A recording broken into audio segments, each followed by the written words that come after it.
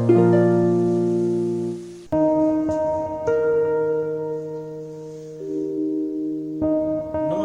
Hello and welcome to Bookmark. बुकमार्कच्या आजच्या सत्रामध्ये मी ॲडव्होकेट चैतन्य आपल्या सगळ्यांचं मनापासून स्वागत करतो. स्वतंत्र भारताचे पहिले पंतप्रधान कोण होते आपल्याला माहिती असतं. स्वतंत्र भारताचे पहिले राष्ट्रपती कोण आपण सांगू शकतो. पण स्वातंत्र्योत्तर भारताच्या इतिहासातली आरक्षण या विषयावरची सगळ्यात पहिली केस कोणती होती ते आपल्याला माहिती आहे. त्याच विषयी आज जाणून घेण्यासाठी आपण ही चर्चा करत आहोत. मी ॲडव्होकेट चैतन्य बुकमार्क मध्ये आपल्या सगळ्यांचं पुन्हा एकदा मनापासून स्वागत करतो. इंडिपेंडन्स ऑफ इंडिया ऍक्ट हा ब्रिटिश सरकारने ब्रिटिश संसदेने पास केलेला कायदा मंजूर झाल्यानंतर 15 ऑगस्ट 1947 रोजी भारताला स्वातंत्र्य मिळालं. युनियन जॅक हा ब्रिटिश सरकारचा ध्वज लाल किल्ल्यावरती खाली खेचल्यानंतर त्या ठिकाणी भारताचा राष्ट्रध्वज असलेला तिरंगा पंडित नेहरू यांनी फडकावला. ट्रिस्ट विथ डेस्टिनी हे गाजलेलं भाषण पंडित नेहरू यांनी लाल किल्ल्यावरनं केलं. At the stroke of midnight hour when the whole world sleeps India awakens हे ते शब्द. 26 नोव्हेंबर 1949 रोजी आपण भारतीय संविधान अंशतः स्वीकारलं आणि 26 जानेवारी 1950 रोजी संपूर्णतः आपण भारतीय संविधानाचा स्वीकार केला. या भारतीय संविधानामध्ये 395 कलम, 12 परिशिष्ट आणि 22 प्रकरणं होती. या भारतीय संविधानामध्ये भाग 3 मध्ये काही मूलभूत अधिकार सर्व नागरिकांना देण्यात आलेले आहेत आणि या मूलभूत अधिकारांच्या अंमलबजावणीसाठी कुणीही नागरिक हा उच्च न्यायालय किंवा सर्वोच्च न्यायालयाचा दरवाजा ठोठावू शकतो, दाद मागू शकतो, याचना करू शकतो. घटनेच्याच भाग 4 मध्ये मार्गदर्शक तत्वांचं वेगळं प्रकरण आहे.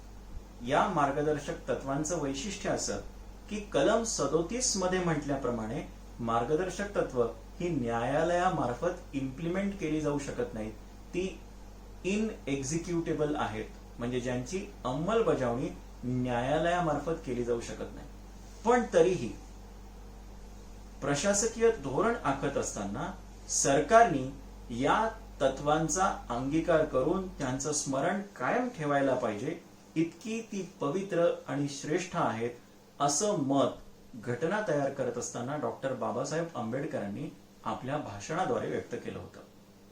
भारतीय राज्यघटना आपण स्वीकारली आणि भारतीय राज्यघटनेच्या कलम 16 उपकलम 4 मध्ये असं म्हटलं होतं की नोकरी, सेवा किंवा रोजगार या बाबतीत सरकार लोकांना आरक्षण जात धर्मनिहाय देऊ शकेल.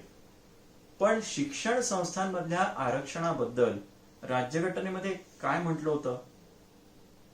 अगदी हाच विषय घेऊन चंपकम दोराईराजन ही महिला जी डॉक्टर होण्यासाठी उत्सुक होती, हिने मद्रास प्रांतामध्ये मद्रास उच्च न्यायालयात एक रीट याचिका भारतीय राज्यघटनेच्या कलम 226 खाली सादर केली.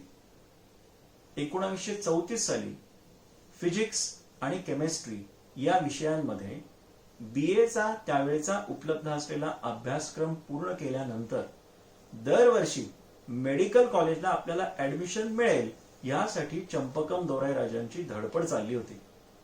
तिला काही ते ऍडमिशन मिळत नव्हतं आणि ऍडमिशन न मिळण्यामागचं एकमेव कारण, जी समस्या चंपकम दोराईराजन पुढे बनून उभं राहिलं होतं, ते कारण होतं तत्कालीन मद्रास सरकारने लागू केलेली एक गव्हर्नमेंट ऑर्डर.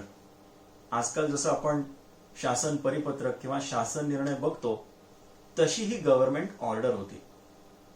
त्यावेळेस मद्रास प्रांतामध्ये फक्त 4 मेडिकल कॉलेज ही सरकारद्वारे चालवली जात होती आणि या 4 मेडिकल कॉलेजेसमध्ये एकूण उपलब्ध विद्यार्थ्यांच्या मंजूर जागा होत्या 330. या 330 पैकी 17 जागा या राज्याच्या बाहेरच्या विद्यार्थ्यांसाठी राखीव होत्या. 12 जागा या भरण्याचं संपूर्ण स्वातंत्र्य आणि सर्वाधिकार सरकारकडे होते आणि उर्वरित 301 जागा 301 जागा भरण्यासाठीचं सूत्र हे मद्रास सरकारने लागू केलेल्या त्या गव्हर्नमेंट ऑर्डर मध्ये देण्यात आलं होतं. त्या गव्हर्नमेंट ऑर्डरचं वैशिष्ट्य असं की उपलब्ध असलेल्या 301 बॅलन्स जागांचा भरणा करण्यासाठी 14-14-14 म्हणजेच 14-14 असे 301 जागांचे वेगवेगळे खंड केले जातील आणि या 14 जागा मात्र भरत असताना त्याचं सूत्र हे या ठिकाणी दिल्याप्रमाणे असेल. 6 जागा 14 पैकी या ब्राह्मणेतर विद्यार्थ्यांसाठी राखीव असतील, 2 जागा मागास हिंदूंसाठी, 2 ब्राह्मण हिंदूंसाठी, 2 हरिजनांसाठी आणि 1 मुस्लिम समुदायाच्या व्यक्तीसाठी. मेडिकल कॉलेजेसमध्ये प्रवेशासाठी लागू असलेलं हे सूत्र हेच नेमकं आपल्या मार्गातला धोंडा बनून आपल्याला मेडिकलच्या प्रवेशापासून वंचित ठेवतंय अशी समस्या घेऊन चंपकम दोरायराजनने मद्रास उच्च न्यायालयापुढे धाव घेतली आणि तिच्या जोडीला अभियांत्रिकी शाखेमध्ये अशाच प्रकारे अशाच गव्हर्नमेंट ऑर्डरमुळे आपल्याला ऍडमिशन मिळत नाहीये या सबबीवरून CR श्रीनिवासन या एका अन्य विद्यार्थ्याने देखील मद्रास उच्च न्यायालयापुढे एक रिट याचिका सादर केली. दोघांच्याही रिट याचिका एकत्रितपणे मद्रास उच्च न्यायालयापुढे सुनावणीसाठी आल्या. चंपकम दोरायराजन कडून ज्या 2 मुख्य कायदेशीर तरतुदींचा आधार घेण्यात आला त्यापैकी पहिली होती भारतीय राज्यघटनेतील कलम 15 उपकलम 1 ज्यात असं म्हटलेलं आहे की सरकार प्रत्येक व्यक्तीला समान वागणूक देईल, जात, धर्म, लिंग, भाषा या आधारावरती कोणताही भेदभाव सरकार करणार नाही.